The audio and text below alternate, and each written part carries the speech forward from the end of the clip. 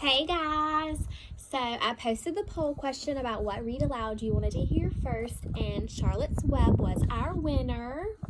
So I'm going to be reading a chapter each day.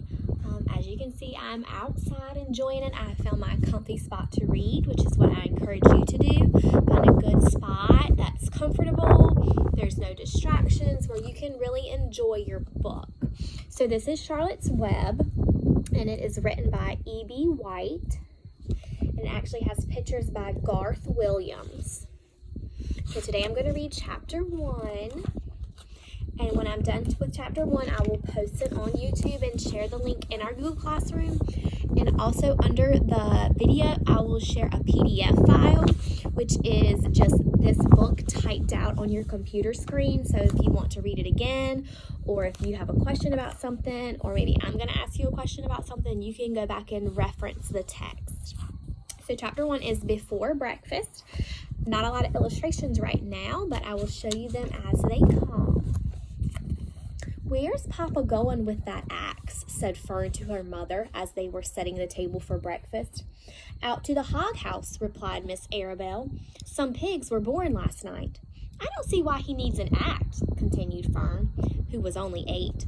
"Well," said her mother, "one of the pigs is a runt. It's very small and weak, and it will never amount to anything. So your father has decided to do away with it." "Do away with it?" shrieked Fern. "You mean kill it, just because it's smaller than the others?" Miss Arabelle put a pitcher of cream on the table. "Don't yell, Fern," she said. "Your father is right. The pig would probably die anyway." Fern pushed a chair out of the way and ran outdoors. The grass was wet and the earth smelled of springtime. Fern's sneakers were sopping by the time she caught up with her father. "Please don't kill it," she sobbed. "It's unfair." Mr. Arabelle stopped walking. "Fern," he said gently, "you will have to learn to control yourself." "Control myself?" yelled Fern. "This is a matter of life and death.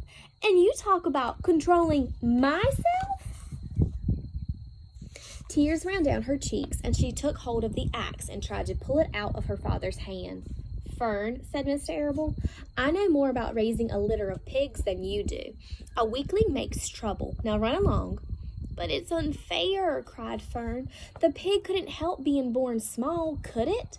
If I had been very small at birth, would you have killed me?" Mr. Arabelle smiled. "Certainly not," he said, looking down at his daughter with love. "But this is different. A little girl is one thing, a little runty pig is another." "I see no difference," replied Fern, still hanging on to the axe.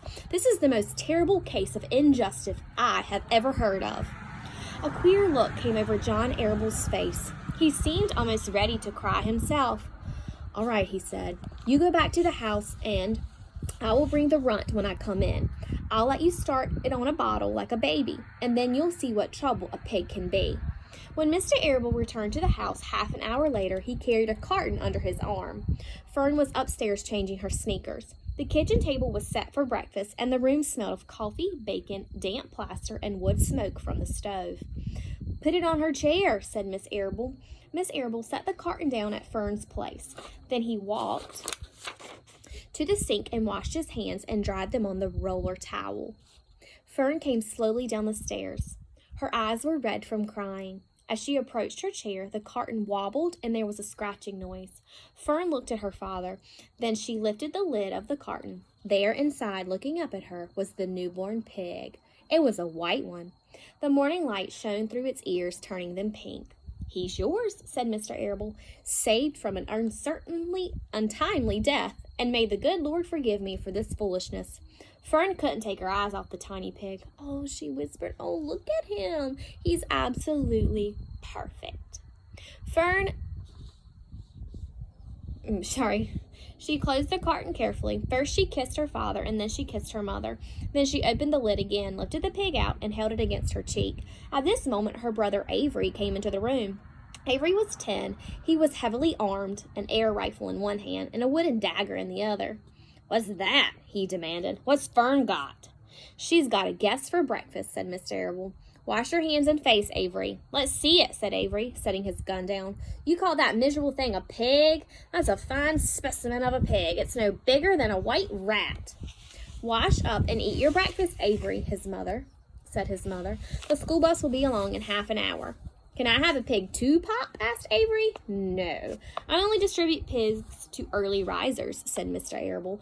Fern was up at daylight trying to rid the world of injustice. As a result, she now has a pig. A small one, to be sure, but nevertheless a pig.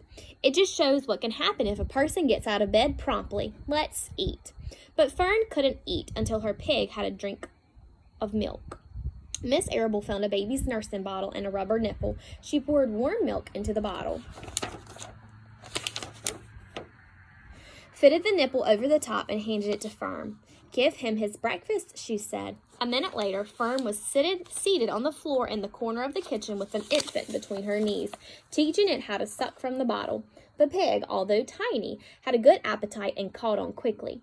The school bus honked from the road.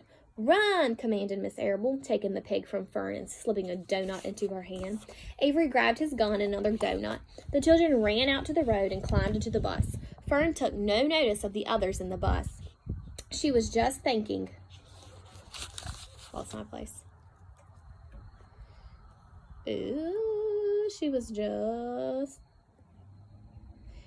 Fern took no notice of the others in the bus. She just sat and stared out the window, thinking what a blissful world it was and how lucky she was to have an entire charge of a pig. By the time the bus reached school, Fern had named her pet, selecting the most beautiful name she could think of. Its name is Wilbur, she whispered to herself.